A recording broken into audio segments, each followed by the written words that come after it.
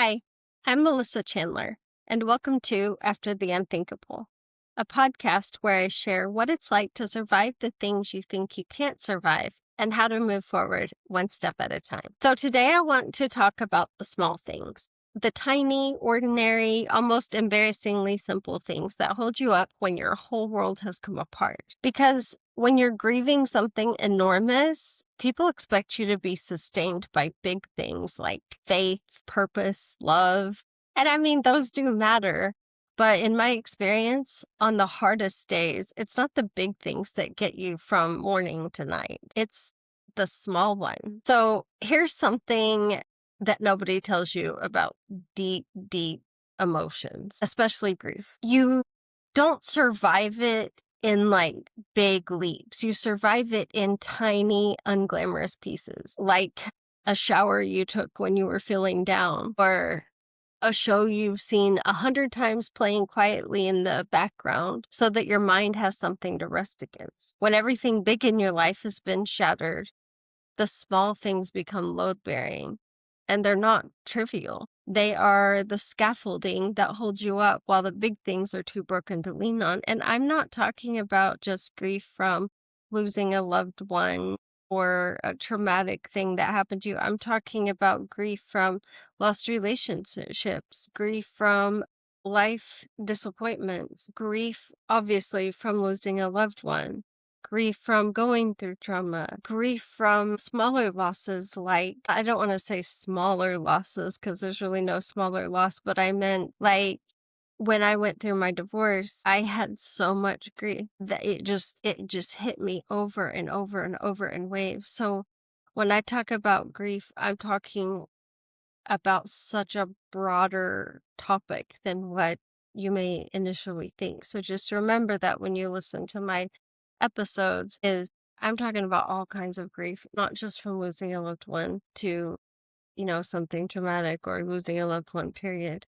I'm talking about something so, so much bigger that affects all of us, all of us. So let me just get back to things that I do that can help. Like, I used to feel silly that a 99-cent iced coffee could genuinely make a hard morning more bearable, or that wrapping up in a certain blanket could make me feel calm, or even that this is interesting for me. I take a short walk anytime I start to feel anxiety, and it feels silly to me, but it really does. No matter what the weather is outside, just a quick walk, it takes the edge off, of whatever I'm going through. But I don't feel silly about it anymore. Those small things are survival tools, and there's nothing silly about surviving. There is nothing silly about surviving. So let me tell you a few of my other things in case it helps you find your things.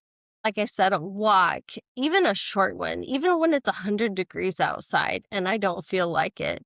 For me, moving my body moves something in my mind too. So that really helps me. Sometimes I'll watch, if I'm just really feeling not good or isolated, I'll watch a familiar show, not something new that I have to concentrate on or learn, but something that I've seen so many times that it's like a warm blanket and asks absolutely nothing of me. I have a couple shows like that, and it doesn't matter what I'm going through. They'll just let me just veg and relax for a couple minutes. And also, I talk about my blanket, but I mean, an actual warm blanket or something that's soft and comforting, especially after, a nice shower, it makes my body feel held when my heart is hurting. So some of these things, like a small treat that costs almost nothing, a favorite coffee or a favorite snack, or a tiny thing to look forward to in the middle of a hard day, helps. Getting somewhere cool and quiet when I'm overwhelmed, sometimes changing my physical environment changes my whole mood, my whole day. It sets me on a new path. So none of those things that I do are impressive. Not one of them would look like much from the outside, but stacked together on a day when I didn't think I could make it, those are the exact things that carried me from 1 hour to the next. So here's what I want you to take from this. Take the small things in your life seriously. On your hardest day, you're not going to be able to reach for the big things. You're not going to be able to summon deep peace or grand purpose or unshakable faith on command. Grief doesn't work that way. But you can make a cup of coffee, You can put on a familiar show. You can wrap up in a blanket, or you can step outside for 5 minutes. All of those things are within reach for most of us, even when nothing else is.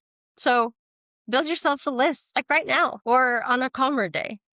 Write down the small things that steady you, the tiny comforts, the little rituals. There's so many things that ask almost nothing of you, but they give you a little bit something back. So keep that list somewhere you can find it, because on the day when your mind goes blank and the grief is roaring and you can't think of a single thing that would help, you do not want to have to invent the list from scratch. You want it already made, waiting for you. So all you have to do is look at it and pick one. So if you're in a hard stretch right now, I want to give you permission to lean on the small things without 1 ounce of guilt. You don't have to be sustained today by something profound. You're allowed to be held up by a warm blanket and a familiar show and a cheap cup of coffee, if that's what your weakness is, like mine is. That is you doing exactly what human beings do to survive the unsurvivable, one small comfort at a time. And then the big things will come back into reach eventually. But until then, letting the small things carry you it really helps. And I think that's what they're there for. Actually, I'm going to read to you some things that I have on my whiteboard that I read when I'm struggling. These aren't about grief, but they're just about like my purpose and my mission and why I get up and do what I do every day. And they help me on days when I'm feeling low. So let me put on my peepers. Okay, the first one on the list is I do hard things. I remind myself that I can do hard things. I do not need everyone's permission to do what is right. That's a big one. When you're doing something hard that you think is really important and you care about it, it's easy to get stuck in this trap of like, everyone has to see your vision, everyone has to be there and support you and cheer you on, and that's not true.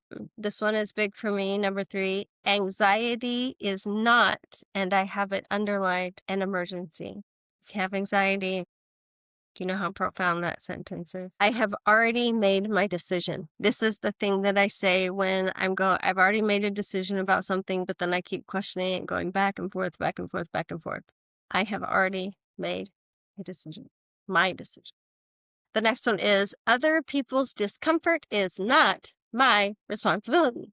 Now, I have that on my board because I internalize way more than anyone would ever realize. And when other people are uncomfortable or upset or mad or, whatever, it really affects me in a huge way. I just don't show it on the outside. It's big. It's like it can totally derail me emotionally. And so I've had to learn that other people's discomfort is not my responsibility. As long as I am holding myself to integrity and my character and doing what I think is right, then I don't need to take a vote. Progress counts even when it feels slow. That's on my list on my whiteboard. I don't have to earn my right to take up space. These are all kind of similar right here. My worth is not determined by other people's opinions of me. Oh my gosh, that's huge. I am building a life I don't need to escape from.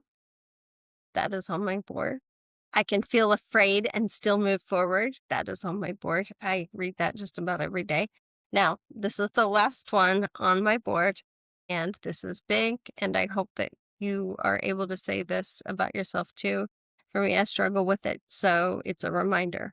The last one is, I trust myself to figure things out. I trust myself to figure things out. That's big for me. So I hadn't planned on sharing my whiteboard list with you guys, but I'm looking at it, so I decided to share it. I hope some of it was helpful, and I want to thank you for listening to After the Unthinkable. I will be back soon with another episode, but until then, keep going. You are stronger than you think.